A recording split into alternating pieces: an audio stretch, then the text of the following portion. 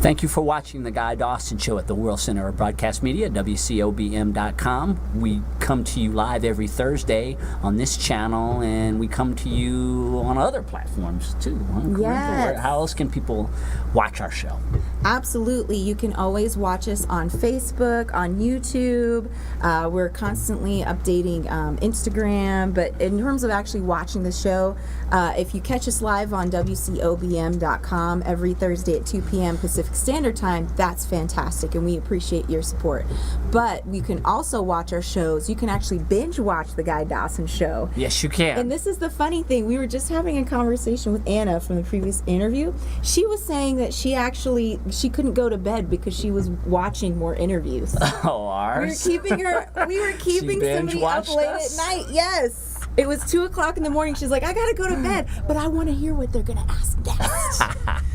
So if you want to, just to let you know, that is how exciting we get here on The Guy Dawson Show. Yes, we do. We have years worth of content. Please go over to our website and please subscribe to our channel. Yes. We want to build up our subscription huge so that we can present more of these shows to you, but I think you'll really enjoy some of the shows that you'll watch over there on that YouTube channel. Absolutely. Absolutely. Well, Corintha is an activist, and she's talked about it on the show before, and she has something that she wants to announce today.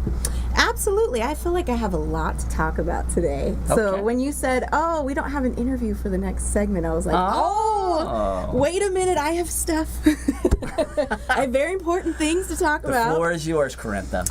So today, it is my pleasure and honor to be able to help a very good friend of mine who's actually been on the show. If you've watched the show before, then you'll know of Vanessa W. Chan, and the work that she does is just incredibly important. For the last 8 years, she's been documenting the struggles of what's happened with these families that have been affected by police violence, and so she will be doing some presentation of that today, as well as also being on a panel, and it is my pleasure to be able to moderate that panel for her. In addition to herself, we will also have the mother of Keith Childress Jr., and if that name sounds familiar to you, especially here in Las Vegas, then you'll know why. It's because he was actually killed by Las Vegas Metro on December 31st, 2015. If you look up the details of that case, it's really, really sad. It's saddening because they thought his cell phone was a gun. I remember hearing about that a couple of years ago, and it was all over the news here. I think it was all over the news throughout the country. Absolutely. Well, it was New Year's, so that's definitely, and it wasn't the typical New Year's deaths where we have people that actually die on the strip out here in Vegas. This was something that was completely unrelated. And just absolutely devastating for his family, as you can imagine.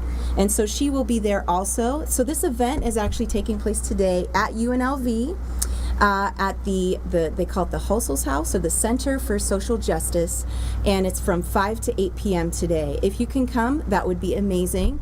If you can't come, that's okay too. You can definitely support the organization that we're actually raising funds for, which is called Families United for Justice, and it's a really amazing organization. It's a collective of families that have come together to support each other. These are all families that have been affected across the nation by police violence, and you could imagine the struggles that you would go through for these families. I mean, all of a sudden your spouse or your partner's gone and they're helping you to pay half the bills. What do? Now all of a sudden you're not just mourning their death, in addition to trying to explain this to the children that you have together, in addition to dealing with the legal battles that you now have to confront, and paying for lawyers. It's tremendously overwhelming. We actually we're considering this a public health issue, because there's too many families that are being affected. In 2015 alone, 1,152 people were killed by the police. Wow. And it's saddening, and it's one of those things, Guy. I wish that I didn't have to talk about it. I wish that this was just something that didn't exist, and that we lived in this utopian world of sunshine and rainbows and unicorns. But that's not reality. And the reality is that the police aren't just killing people who are doing bad things, which I absolutely support that. If someone is doing something terrible and the police are there, then they're called to serve, then justice should be done. However, you have too many of these cases in which there is suspicion or blame put on people, and more often than not, it's usually because of race or class or even sometimes gender. And that's a serious issue. It's definitely something that needs to be talked about. I definitely believe it should not be pushed under the rug, and it should be talked about more. I think, even we have our own personal, incidents. We were kind of talking even before we came in, where it's one of those things where I do believe too that there has to be some sort of extreme reform in terms of police training, because what's happening is you have on the military's, while the military's systems are not perfect, they do have support for their they have support for their folks. So in terms of dealing with PTSD and all of these things that that they go through, that our service members go through, servicemen and women, they have support systems in place to help them if they need it. Maybe it's faulty, maybe there may be some issues there, but they try to put systems in place for that, and I don't feel like they do that enough for police officers who are essentially going out into what maybe their perspective looks like warfare to them, and they're treating it that way, and that's not okay. It has to be something in which, if you think about the way that European police are trained, they're trained to de-escalate much, much more. You hear a lot more about how terrorists or even, or even just criminals in general in Europe, how they are arrested much more often than they are killed. And that should be the case here. Why isn't that the case here?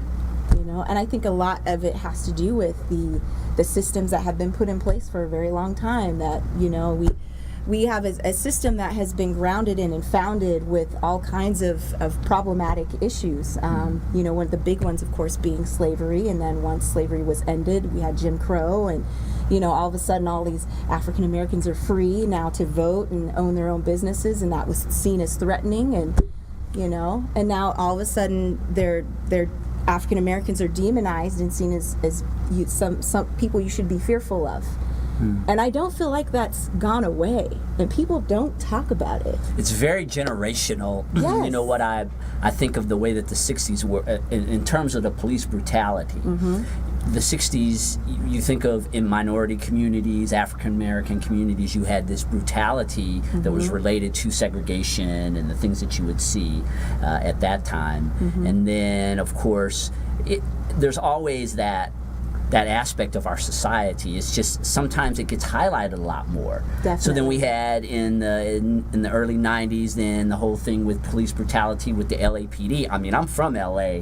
I could tell you all kinds of things and stories that I've heard about how the LAPD not only racially profiles, but just outright brutalizes people. Absolutely. I mean, it's just a fact, and racial profiling is a fact. It's not a fantasy that people are making up so that they can get out of things. Because I think a lot of people have that perception, especially if you've never experienced racial profiling. So here we are in a whole new generation. These last couple of years, media really has brought it even more to the forefront, because back in the 90s we did have CNN, but we didn't have Twitter. We didn't have all these people with phones to be able to actually videotape this brutality.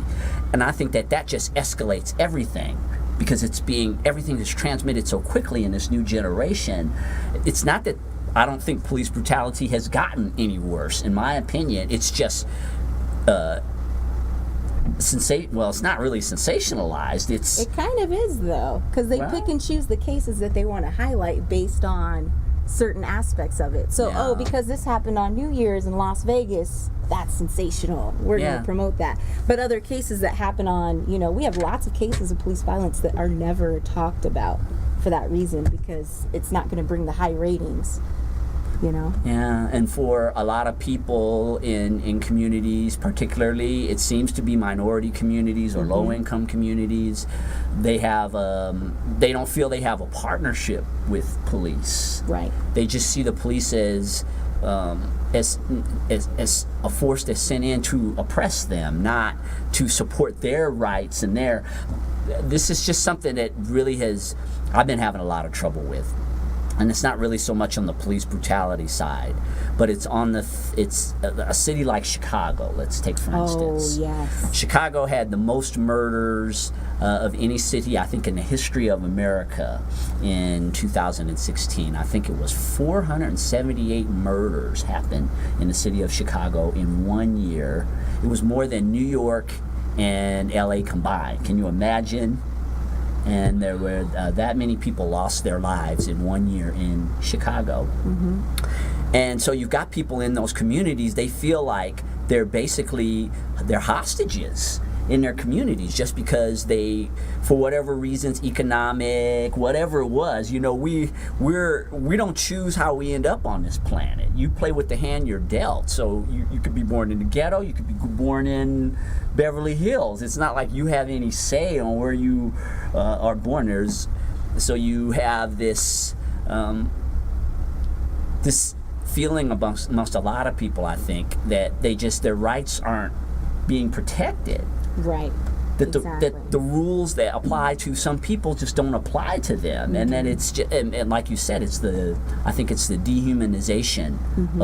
of a lot of ethnic groups, blacks of course, but there's Spanish. There's a lot of ethnic groups where it just there's a tendency to it seems like there's not the sense of loss. Yes. That's what I know a lot of black people think is when a black kid gets killed, it just seems like it's not that big of a deal to a lot of people. We're beaten, and it should be. I agree with you. When people break the law, I mean, I am all about protecting the laws, and people should be punished for the things that they do. But is there another way to go about it without the brutality aspect or without people dying? These kids, they have mothers and fathers, and absolutely. It's just the way that it's portrayed. It's just like these kids, they're thugs, their pants hang low or whatever, or they're doing drugs, or they're in gangs or whatever, and that's mm-hmm. only part of the story, Again, I'm not justifying bad behavior and criminal activity that people do by no means, but you have to understand these are human beings. Oh, yes. And you brought up a really good point. So what happens in a lot of times in these cases is that, before the police will release the body cam video, which is supposed to help with accountability, but sometimes it doesn't always help in the way it's supposed to. There's problems associated with that also. But a lot of times the police will wait to release the body cam video, and unless somebody has put this out on Facebook Live as it happened, like with what happened in with the Philando Castile shooting with Diamond Reynolds, people don't get to know that person or what happened. They immediately felt sympathetic for Philando Castile and his family, and there was a lot of outrage about that immediately. But it was because the media didn't have a chance to criminalize him first, and there wasn't that time in the beginning to say there was some of that criminalization of his image afterwards. But you had this immediate, raw, visceral reaction from people in which they more often than not took his side. And a lot of times you don't get the video right. If you don't get the video right away, what happens is that the media will sometimes criminalize the victims before, so then people get a chance to think, oh, well, they should have died anyway, and that's not okay. We shouldn't be thinking that way. We should be thinking, okay, should he be held accountable for any crimes that he has been committed? Sure, but he should be arrested like someone else and go through the criminal justice process or system, which is also problematic, but yeah, that's a whole nother story. That's a whole other segment. The way that the system works, but yes, I agree that there is a perception of criminality, and mm-hmm. it's just immediately attached to that, whatever that situation is, usually when it's some type of a minority defendant. Mm-hmm. It's just throughout my life I've seen that over and over again, and it's not that that a white person who commits a crime is not seen as a thug, because they are anybody, but it just seems mm-hmm. that a lot of these deaths seem to be with minorities mm-hmm. and in particular black people. I don't know why. I do know why, but I'm going to get into all of that. Well, and it's one of those things, Guy, that there's information out there, so it's available. You can do the research. It's there's a really good website called that's titled www.mappingpoliceviolence.org, and it gives you really good, solid data and statistics, and will tell you, okay, I believe that it said something about African Americans are typically 3 times more likely to be shot by the police or killed by the police, something like that. So you'll find out statistics like that. And then also too, I did want to tell everybody, so as much as we have been talking about what's happening with these families, and as much as we've been talking about how they are human, they're human beings and they have families, we would love for you to support these families. I'm actually, this event tonight is in support of that, of this particular organization, but we have a specific cause in mind. So what's happening is in June 15th through the 18th, it is my pleasure. I will actually be at the Allied Media Conference at Wayne State University in Detroit. And oh, really? Yes. So I will be actually presenting some research and doing a workshop, and of course my friend Miss Vanessa will be helping me with that as well. But we're also going to be hosting an event on the 15th, June 15th, and this is what's really important. It's going to be the families that have been affected by police violence. Basically originally 30 families signed up, and then all of a sudden we had more, and so now it's gotten to about 50. So we're raising funds for them to be able to travel to and have accommodations and be able to pay for this conference. The reason why it's so important for them to come is because we're going to have workshops in which we'll be working with them to figure out ways where they can be talking to each other, saying, oh, you know what, don't go with that lawyer. He's a scam artist, or things like that. So they can be talking to each other and supporting each other through their struggles. Maybe finding out what possible resources and support they can get. And not just that, but also healing. Healing is so important for them. So we will be having workshops and different. My friend will actually be hosting a yoga session that is specifically focused on trauma and folks who've dealt with trauma, and how do they release that through yoga. So things like that are incredibly amazing, incredibly important, and very, very helpful for these families. That's what we're raising. We're raising the money for that. Yeah, I think it's really important that we have to humanize things. Yes. Because we have a media that really feeds on negativity. Mm-hmm. Oh, yeah. Ratings are driven by negativity and pointing the finger, and it has such an effect on the way that people in our society perceive things. And I think that in our world, in a lot of ways, when we're specifically talking about these cases where people lost their lives, who knows what the circumstances are. Sometimes, things happen, we'll say that. But this is a human experience that we're all having here. Mm-hmm. And I think that you have to have people that are out there doing things like you are, and other advocates, to show the humanity of these situations, rather than always just focusing on pointing the finger, blame, or mm-hmm. people not wanting to take responsibility for the things that they're doing. You see so much of that because that's ratings. That drives ratings. Mm-hmm. And that's what we're fed. We're fed things that will keep your eyes glued on the negativity. And for me, I just think that we need to have a more balanced view of these situations. Things are not always the way that they appear to be. Correct. We know that in our own lives. What makes you think that in these situations that they're black and white, right? When you think about your situations that you go through in your life, there's always all kinds of variables. But when mm-hmm. people see something like this, brutality, some kid gets killed immediately, it's just, it has to be this way. For a lot of people, the cop had to be right, the kid was out of line, or the adult was out of line, and it's just not always like that. We have to think, mm-hmm. and I think it's really important that we address these issues, and I want you to give one more plug for your talk.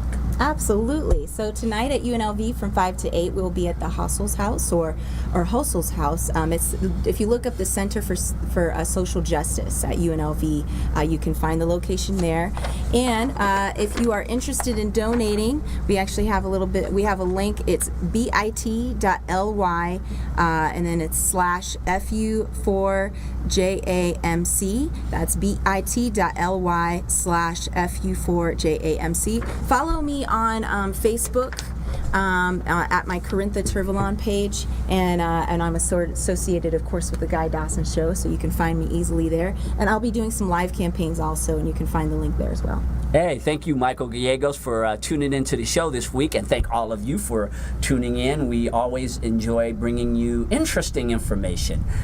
Corintha and I have journalistic leanings, and so you never know what direction we might go in. I don't know who we might have in here. I know. Michael, I agree with you. I'm looking at your comment right now, and I agree with you. But please tune in next Thursday for another edition of The Guy Dawson Show. Take care of yourselves.